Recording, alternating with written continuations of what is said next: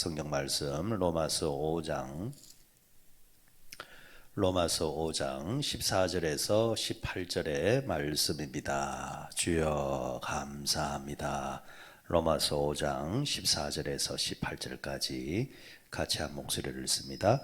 그러나 아담으로부터 모세까지 아담의 범죄와 같은 죄를 짓지 아니하는 자들까지도 사망이 왕노릇 하였나니 아담은 오실 자의 모형이라.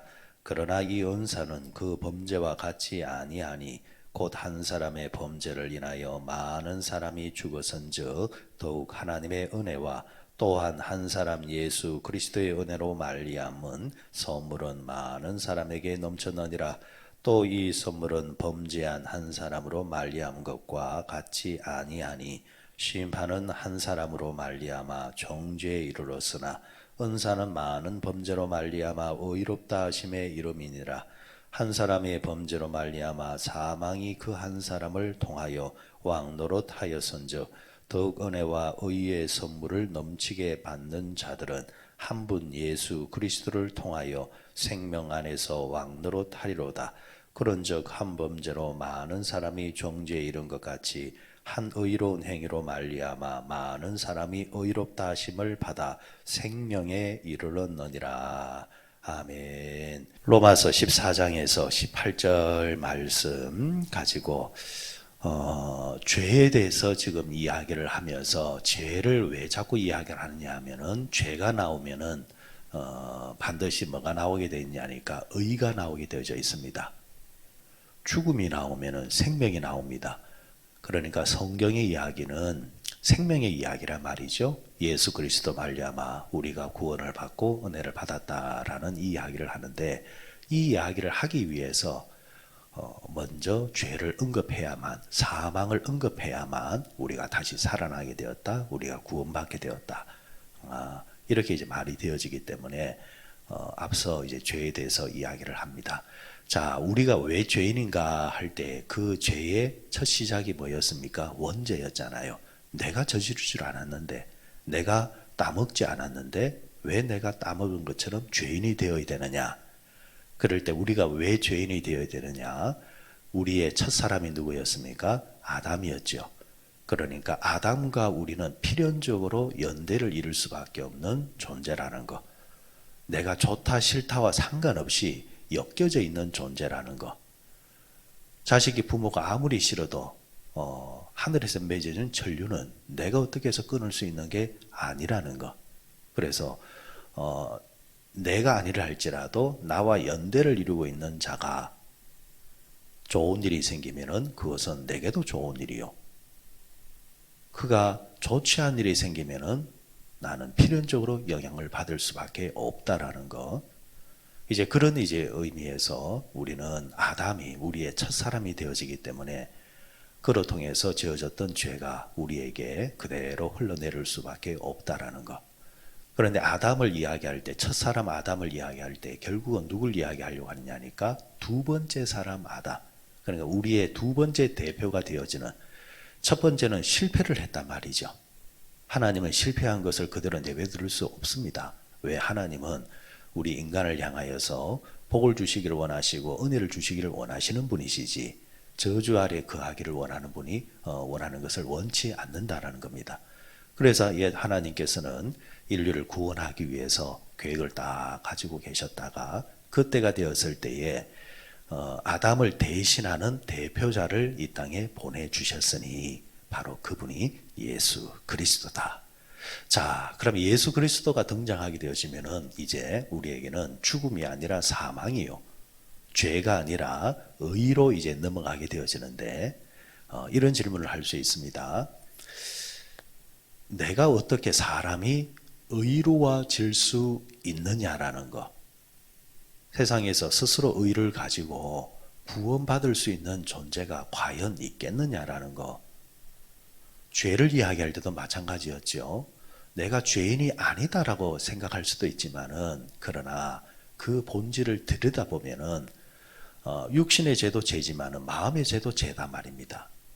들킨 죄인이 있고 안 들킨 죄인이 있을 뿐이지, 솔직히 접근하면은 우리는 다 죄인일 수밖에 없다라는 것. 그런데 그 죄인이 어떻게 의인이 될 수 있느냐라는 거, 사망이 어떻게 생명으로 넘어올 수 있느냐라는 거, 이 문제는 죄에 대해서 아담을 이해했던 것처럼 이 의에 대해서는 예수 그리스도를 이해해야만 우리가 풀어낼 수 있는 이야기입니다. 간혹가다 우리가 이런 질문을 하죠. 구원을 받으셨습니까? 이러면은 예 이러잖아요. 자, 좋습니다. 그런데 이제 그런 마음을 가지고 있다가 집에 돌아가서나 아니면 바깥에 생활하다가 갑자기 화가 납니다. 어떤 일로 통해서 화가 나서 내 입에서 내뱉지 말아야 되는 욕을 크게 내뱉는단 말입니다. 욕을 크게 내뱉어 버리면은 그때 이제 흥분하잖아요. 화가 나잖아요. 그죠? 그럴 때에 다시 묻습니다. 구원 받으셨습니까? 이러면은 어때요? 조금 전까지는 구원 받은 것 같은데 화가 나서 내뱉는 그 욕지거리를 하는 내 모습을 내 스스로 보게 될 때는 아직까지 내가 멀었구나. 아직까지 내가 구원 받지 못한 것 같아 라는 생각이 딱 든단 말이죠. 이런 이제 불편함이 있다는 말입니다.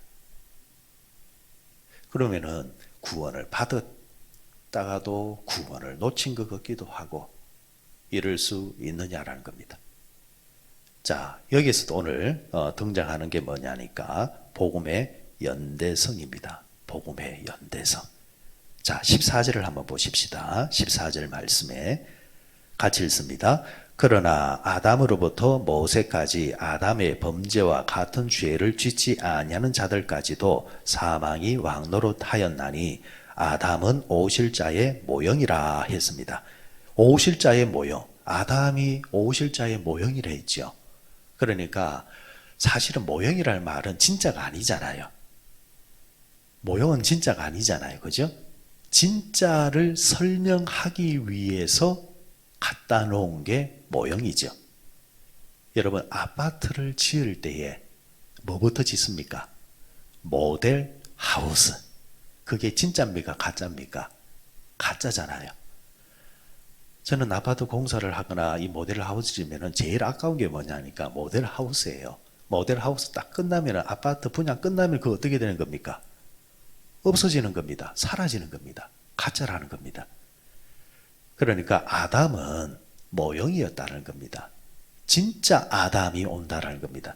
아담의 뜻이 뭐냐니까 사람입니다. 사람. 그러니까 예수 그리스도라는 진짜 사람이 나타났다는 겁니다. 이제 그걸 이제 지금 설명을 하려고 하는 겁니다. 그러면 예수님 두 번째 대표자 진짜 아담 예수님이 왜 나타났느냐? 왜 나타났느냐?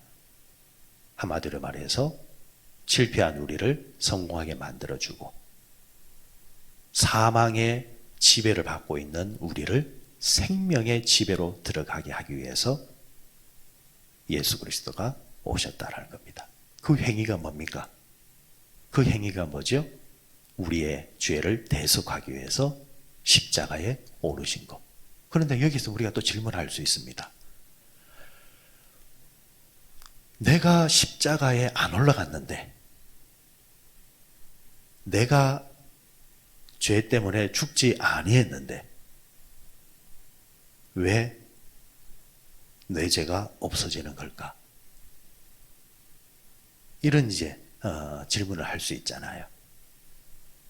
근데 성경에 보면 이런 말씀이 나와요. 갈라디아서 2장 20절. 내가 그리스도와 함께 십자가에 못 박혀 죽었나니. 아니 내가 안 올라갔잖아요. 여러분 손에 여러분 발목에 못 안 박았잖아요. 우리 옆구리에 창 안 찔렀잖아요. 그런데 성경은 내가 그리스도와 함께 십자가에 못 박혔다 이렇게 선언을 하고 있습니다. 이유는 하나입니다. 예수 그리스도를 믿는 순간 예수와 나는 연대를 이루기 때문입니다. 예수를 안 믿으면은 이 사건이 나와 상관이 없는 거죠. 예수님을 영접하지 아니하면은 이 십자가 위의 사건이 나에게 아무런 영향을 주지를 않습니다.